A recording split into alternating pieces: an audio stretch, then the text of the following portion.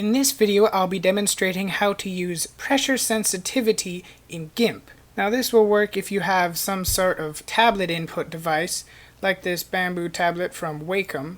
I happen to have one. If you're not familiar with a tablet, it's basically like this picture shows, a pen and a writing surface. The pen acts as your mouse. With GIMP, usually when you're painting, you have one solid line and you can change the opacity, but it's quite tedious.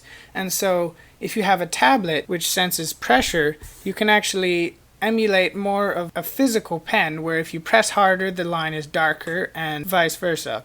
So, if I just plug my tablet in, this little driver comes up, it's from Bamboo. You don't need to really change anything. Most tablets have pressure sensitivity built in with them.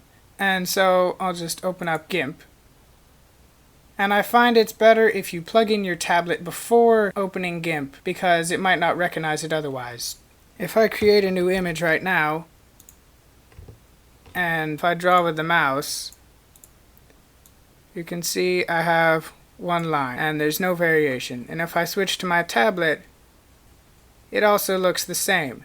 Now the reason is we haven't told GIMP to use the tablet. So go to Edit, Preferences, and then under Input Devices, click Configure Extended Input Devices. This should get you to this little screen, and here's your core pointer. This is your default mouse, but right here you can see there's a tablet eraser and pressure stylus. These should be different depending on what your tablet is, but they should have some type of indication that it's a tablet and not a mouse. But see how they're disabled? You want to change this to screen or window. And click save, and I'll do that for both of these devices. Now close, and if I click OK, you'll see this little dynamics thing over here has defaulted to pressure opacity. And now if I draw with my tablet, you can see my line can fade in and out. And I can even write something.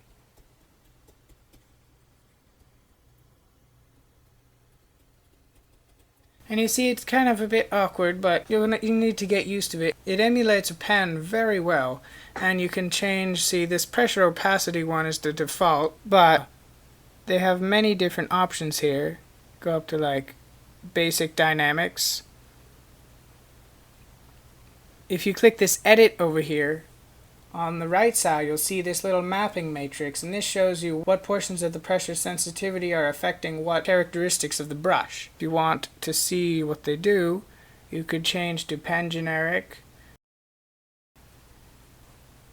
See how if you go in circles and go faster, the line kind of gets pretty scratchy. There's a bunch of these to play around with. Random color, that's kind of interesting. Gives you a weird effect. Cool to play around with these. They make graphical work and drawing stuff from scratch in GIMP much easier. If you do decide that you don't want the pressure sensitivity but still want to use the actual tablet pen, you can select dynamics off, and then you can draw, and it's pretty much like drawing with a mouse with much more accuracy. That's pretty much it on how to use a pressure sensitive tablet with GIMP.